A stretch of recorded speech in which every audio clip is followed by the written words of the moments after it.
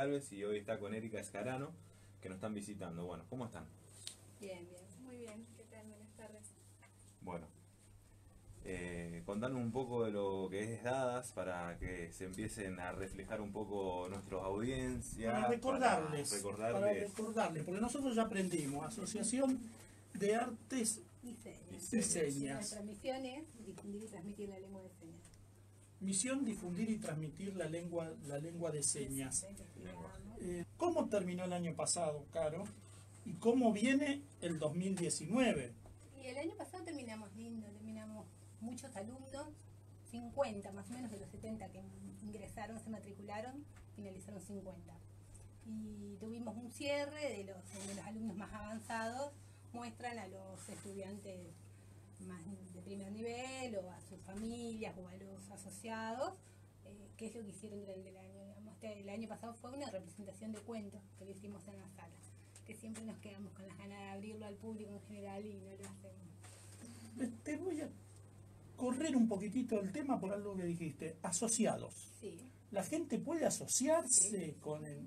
¿Cómo hace? Y nosotros tenemos distintos tipos de asociados. Asociados que van porque estudian y tienen descuentos en los cursos, asociados porque les interesan las actividades que hacemos y quieren contribuir, o amigos de hadas, que solamente tratan de... ¿Y cómo hacen para contribuir? Por Una ejemplo, cuota de 150 pesos por mes, o puedo colaborar, dono esto para hacer tal cosa. Por ejemplo, nosotros siempre estamos haciendo cuentos, haciendo material de edición, y hay gente que colabora con esos trabajos puntuales. que Y si no los cada vez es asociados, más caro, dicho sea de paso, y más Déjame- difícil. puedo donar 100 pesos, 200, siempre nos viene Déjame bien. interrumpir, Walter. Yo estuve en el cierre de año, vi el taller que estaban realizando y la verdad que los disfraces, todo lo que llevaba a la actuación que estaban haciendo, es algo que es muy caro.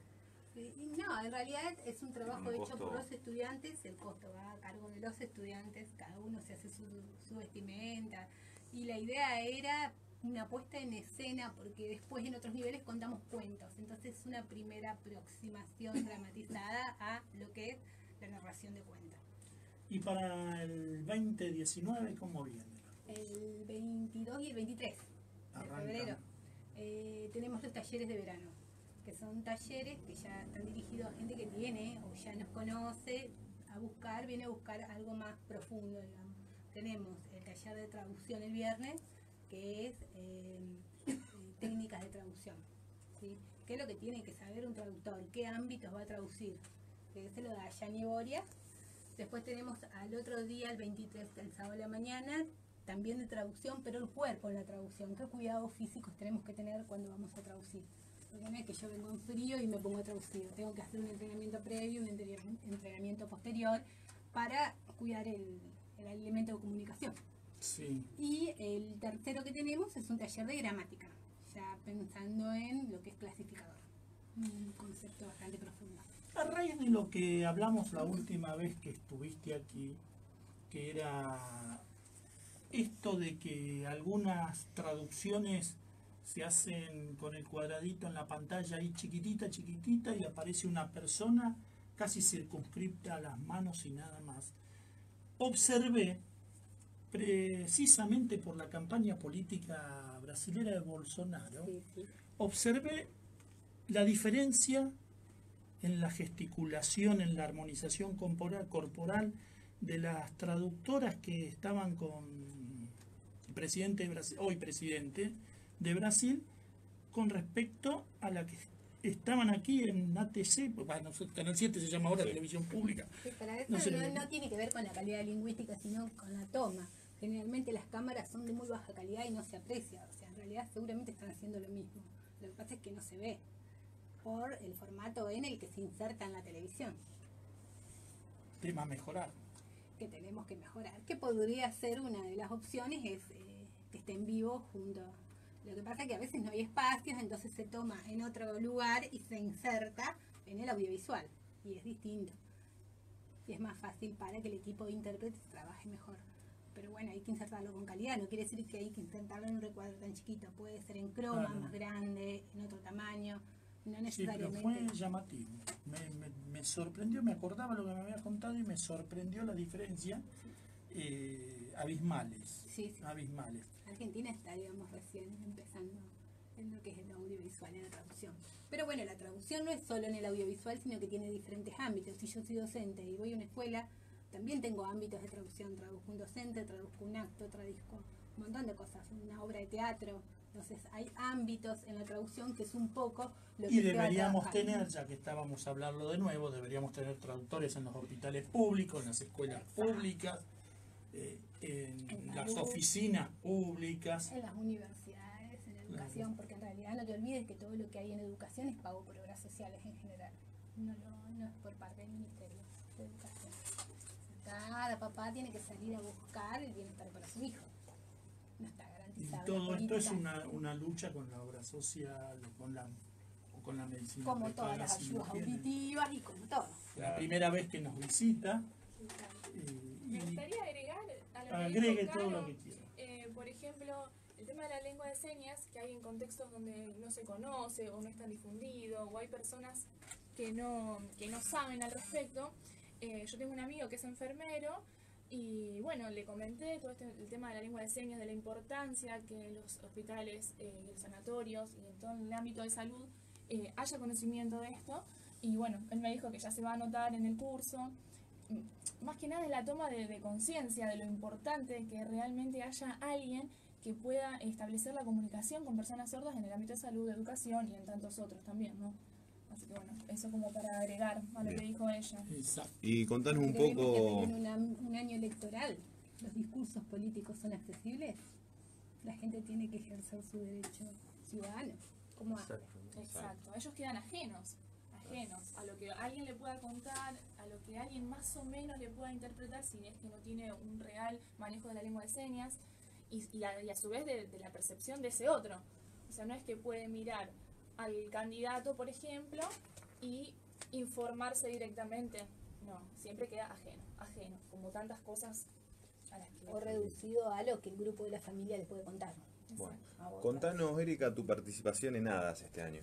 Bueno, mi participación en HADAS, yo hace varios años que vengo con ella, como alumna, como asistente pedagógico, y este año continúo como asistente pedagógico en el nivel intermedio, en los módulos 3 y 4, y a su vez ella me dio la posibilidad para empezar en el nivel inicial, que sería módulo 1 y 2, como instructora, en Rosario. Te la merecía, yo no te la di, te la ganaste. Así ¿Cómo? que bueno, ahí estamos, arrancando. Sí, van a ser instructores, va a haber cursos. ¿Cómo, me preguntan, cómo llegan a esos cursos? ¿Cómo se pueden anotar? ¿Dónde se pueden anotar? Tenemos el Facebook de HADAS, HADAS Artes y Señas, pueden pedir información por ahí. Si no, tenemos HADAS en Santa Fe, @gmail.com, pueden tomar, escribir ahí. hadas en Santa Fe @gmail.com. Sí, nos mandan un mail y nosotros respondemos, depende las características o la información que pide. Estamos en Resistencia, en San Nicolás, en Rosario, en Baigorria y en Castilda. Este año ampliamos. Sí, Castilda. tenemos varias salas. Sí. La sala más grande es la que está en Baigorria, digamos la que hace más cosas, pero hicimos un primer nivel, módulo 1 y 2, en Rosario, en Castilda, en San Nicolás y en Resistencia Chaco. Bueno, vamos a hablar de la asociación, que es algo que nos interesa, en tanto y en cuanto, como toda asociación formada por voluntarios, sostenida por la comunidad, viene la pregunta que sigue. ¿Y el Estado de alguna manera participa, colabora con ustedes? Dentro de nosotros no, somos una organización sin fines de lucro y todo lo que hacemos es como muy a pulmón.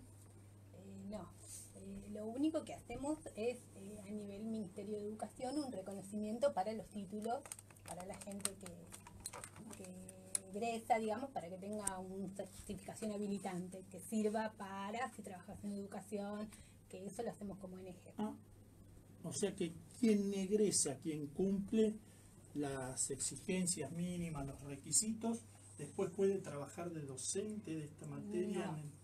A ver, contame, porque ahí me quedó la duda. El profesorado de educación especial lo tenés que hacer como fue Erika, hizo, fue docente, trabaja de docente. Pero ¿qué pasa? Bien. Tenés un puntaje más en el escalafón que habilita, acredita conocimientos de lengua de señas que cursaste como un idioma. A veces en la carrera del profesorado profesorado está, a veces no es suficiente estudiar en 3 años todo lo que implica un idioma, entonces tenés un conocimiento más que te da puntaje y que te puede ayudar en el camino si vos querés ser traductor.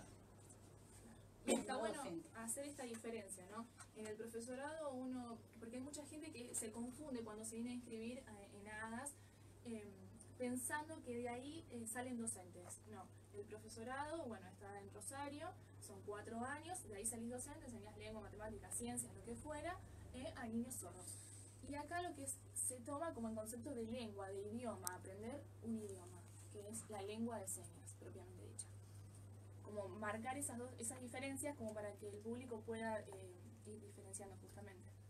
Bien, bien, pero está abierto a todo el mundo, eso Sí, está claro, sí, sí. eso ha quedado claro porque necesitamos que en todos los lugares haya Sí. gente que pueda comunicarse. No necesitan tener ningún conocimiento previo para ingresar a ADAS. Arrancamos desde cero. Hay adolescentes, hay chicas de 13 años para arriba que empezaron a estudiar, pero si yo, por ejemplo, trabajo en la municipalidad y tengo un curso de 2 años en el idioma, me habilita para un puesto que sea para trabajar en accesibilidad, por ejemplo. O sea, siempre el conocimiento de un idioma genera mejor jerarquía en tu trabajo. O deberían generarlo, por lo Debería. menos. O debería. O deberían generarlo, pero como todo, es cuestión de tiempo, de sembrar, de poner el granito de arena y el otro granito de arena, o como dijo Madre Teresa, una gotita de agua dulce en el mar salado. No es nada y parece que se pierde, pero el mar no sería el mar sin esa gotita de agua, así que hay que seguir.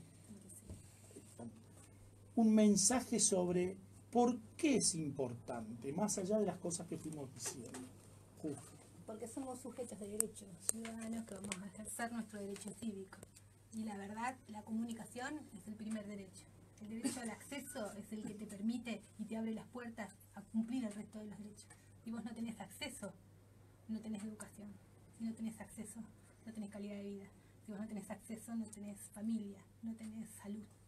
Entonces, la comunicación es lo que te permite vos acceder y ser iguales en derechos al resto. Si no hay comunicación, no hay igualdad de derechos. Y Perfecto. los políticos indudablemente deberían tomar esto, los distintos sectores políticos. Social, Te mete a deberían la tomar persona cartas en el sorda, asunto. te mete a la persona sorda en la bolsa de la educación especial, de los especiales, de lo que tienen que cubrir Claro. cosas. Y en realidad, cuando vos con una persona sorda solucionás el problema de la lengua, de la comunicación, Exactamente. no tiene ninguna necesidad especial. Porque Claro. no tiene nada motriz, Simplemente. porque ve, porque se desplaza, no hay barrera, la barrera es la comunicación. Que es Porque se alfabetiza fundamental. como se alfabetiza cualquier persona, o sea, no tiene necesidades especiales, está como dentro de la bolsa de especial. ¿Y qué hacen? Olimpiadas especiales. Y claro, los sordos ganan si corren bien, si saltan bien, si no hay un Por eso problema voy de al hecho destreza. de que No hagan hay- hincapié en la el problema es la comunicación, ¿no? comunicación. Que empiecen a conocer esa diferenciación que ustedes están marcando, que se conozca, pero a través de los representantes y de las instituciones que ya Y existen, tomar, porque son seres iguales a nosotros, Exactamente. por una diferencia Y es en la precisamente comunicación. lo que no se resuelve. La comunicación no se resuelve. y tomar a la discapacidad, ya la vemos hoy, no como el modelo médico de años atrás, donde se le inculcaba el problema a la persona sorda, la falta de, y querer normalizar como es una locura. Estandarizar, sí. Claro, entonces lo vemos hoy en día como la discapacidad, como modelo social, donde la falta no está en la persona sorda, la falta está en la sociedad que no tiene las herramientas para poder comunicarse con esa persona sorda, ni darle las herramientas para que esa persona sorda pueda desenvolverse en la sociedad. De igual manera al resto, que lo podría hacer perfectamente. ¿Cómo lo viven las familias esta situación? Te lo pregunto específicamente, Sí. Erika, porque vos nos contabas un poco, Sí. si tenés ganas de contárselo Sí. a la audiencia, tu situación particular y cómo lo vive el entorno familiar. Bueno, lo comento un poquito. Bueno, mi mamá es sorda. Ella quedó sorda cuando tenía 3 años de vida por una meningitis. Y el hijo oyente de padre sordo siempre termina siendo intérprete 24 horas desde que naces. Porque como es una lengua, la adquirís por estar en contacto. Y ya desde muy pequeña, por lo menos en mi caso, terminé siendo intérprete de mi mamá 24 horas. En el médico, en reuniones con abogados, en reuniones laborales, en reuniones de padres en la escuela, yo estaba al lado de mi mamá. Entonces, se necesita que haya una intérprete, se necesita políticas públicas que garanticen el derecho a la comunicación de las personas sordas. Es un derecho que se necesita. Sí, básico. Básico. Entonces, bueno, es como muy difícil. Una anécdota, yo me acuerdo que cuando era chica, yo sufría mucho de anginas con placas. Entonces fui con mi mamá, obviamente me acompañó al médico, pero como yo era la intérprete, lo que me decía el médico se lo transmitía a mi mamá y así viceversa, en un momento, yo habré tenido 8 años, y el médico me dice, bueno, ante reiteradas anginas con placas hay que operar. Y yo automáticamente la miré a mi mamá y le inventé otra cosa. Porque yo, ¿cómo me va a operar? No. O sea, ese tema yo no tenía que estar ahí interpretando todo el tiempo eso. Y la miré a mi mamá y le inventé cualquier cosa, tenía 8 años de edad y claramente nunca más volví a ese lugar. Pero son cosas que pasan y en ese contexto, bueno, no pasó nada grave, pero uno piensa en otras situaciones, en otros contextos, pueden pasar Porque cosas. vos con tu edad no tenías la responsabilidad de tomar una Y decisión. ahí no está garantizado solo el derecho a la comunicación, sino el derecho tuyo a ser niño. A ser niña, exactamente. No el Sí. derecho como niño a que otro resuelva situaciones que a vos no te competen. Exactamente. ¿Por qué era de artes y señas? No está mal en este poquitito tiempo que nos queda recordarlo a nuestros oyentes. Sí, porque es una asociación que no solo trabajó la lengua de señas desde la enseñanza, sino también desde el arte, desde el teatro, desde la cultura, desde la literatura. Cuestiones donde hasta hace muy poquito estaba vedada para las personas sordas. Fue una de las primeras asociaciones que hizo videolibros en lengua de señas, por allá en el 2004, donde todavía los videos en lengua de señas no existían, y unos cassettes grandotes así. Y fueron libros, fueron literatura que se repartió a las escuelas con un cuentos a mano, para los docentes gratuitamente, fue un subsidio que consiguió la asociación, para que los docentes trabajen los cuentos en lengua de señas, cuando en realidad la educación todavía no era una educación bilingüe, todavía había en las escuelas el oralismo. Entonces como que fue, digamos, la pionera de los cuentos. Después hicimos clásicos a mano, son todos cuentos clásicos con lengua de señas. Hicieron varias, la compañía hizo varias obras de teatro, donde es teatro inclusivo, donde también se usa la lengua de señas como un idioma más, pero no se traduce. Y lo que nosotros hacemos en los cierres, de alguna manera, es también llevar la lengua de señas a una escena que no tiene nada que ver con el uso del ser hablante de la lengua. Claro, pero, Por eso son las dos cosas. bueno, es una integración que ustedes la tengan por el arte, pero es una integración fundamental porque es parte de nuestra vida cotidiana, es decir, parte de poder nuestra acceder a un libro, a un clásico. Exacto, que estaba vedado en ese momento, pero también hay que hacer la diferenciación, porque si no, vos ves a un sordo hablando y dices, es un mimo, hace teatro. Y hay que diferenciar la lengua en sí misma como uso del cuerpo en su canal comunicativo de el teatro. Yo puedo hablar en lengua de señas y vos podés entenderme claramente sin saber algunas cosas porque pensás que recurro a estrategias que pasan por el teatro, pero yo no soy actriz, sino sé teatro. Entonces, para eso también hay que hacer por eso es artes y señas, porque hacemos las dos cosas, porque había mucha gente que era de la rama del teatro en su momento y hacía eso, teatro, y otra gente que era más docente como yo y enseñaba. Estaban las dos cosas. Hoy nos dedicamos más a la formación, a la enseñanza y la investigación. Y están aquí, en Granadero Baigorria.